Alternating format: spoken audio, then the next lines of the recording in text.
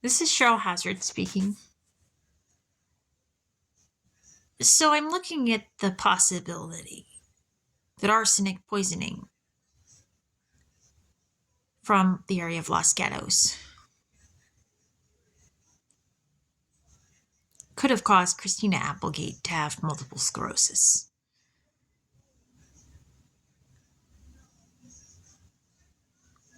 And arsenic poisoning can have negative effects on the thyroid and cause it to be underactive. And an underactive thyroid can cause a problem with estrogen dominance.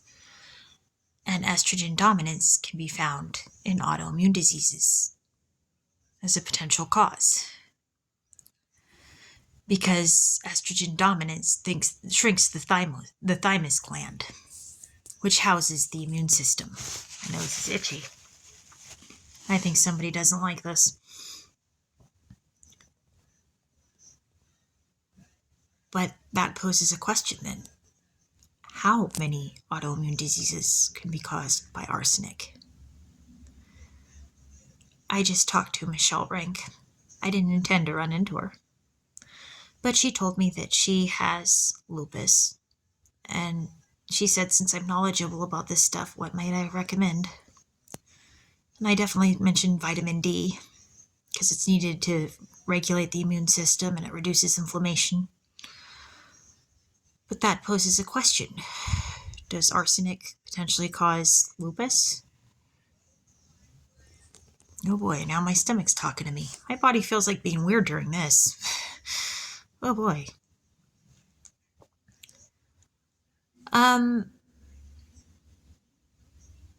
But I did mention to her that she might benefit from cleansing her body, and I recommended NAC, N-acetylcysteine, because it's an immune balancer and it helps create glutathione.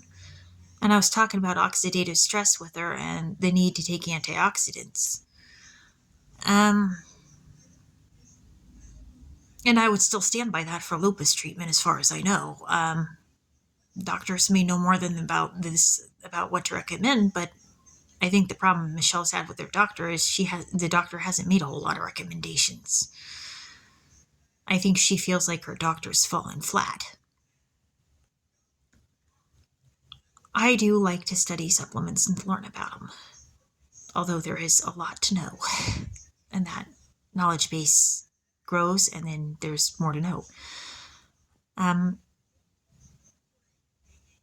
And part of what I like about having my channel is, even if doctors don't always comment at my channel, they may have the videos for YouTube come up and I get doctors commenting, kind of in a way, like their videos and their recommendations and stuff that I get to connect to what it is I'm talking about. And that's kind of cool. You know, I struggle because I don't like it when doctors just prescribe pharmaceutical drugs and, that's all they're about. But there's some doctors they'll post stuff about the supplements and what's useful about that, the pros and cons, and they do a more thorough analysis. And I like to learn from those particular doctors. My nose is itching again. Oh boy.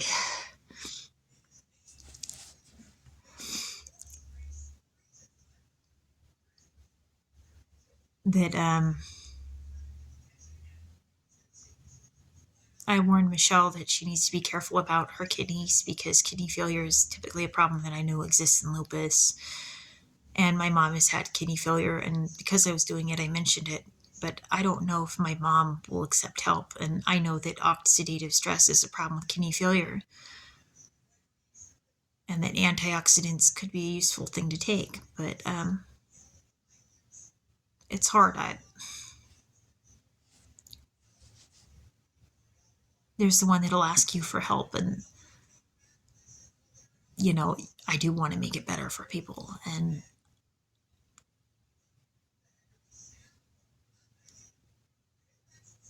sometimes fighting to get your way back to I'm healthy is quite a fight.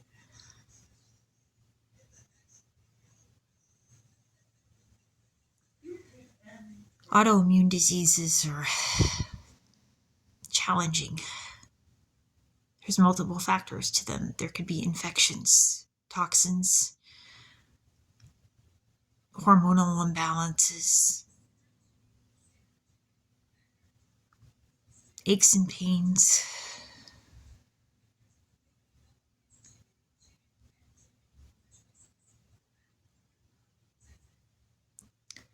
And what happens if it takes years to fight it? And you try some things work really well. And some things just don't. And for each person, it may be a little bit different.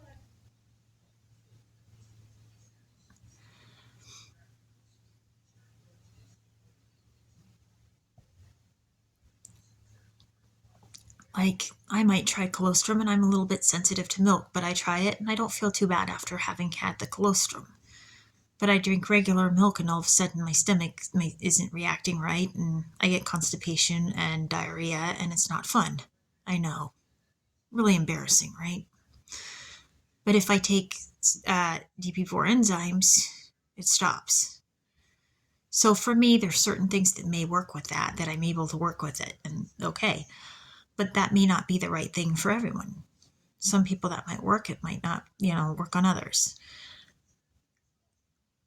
But, yeah, that's something I'm looking at. How many of these autoimmune diseases are caused by arsenic? Can it trigger a cascade of them? This is Cheryl Hazzard speaking.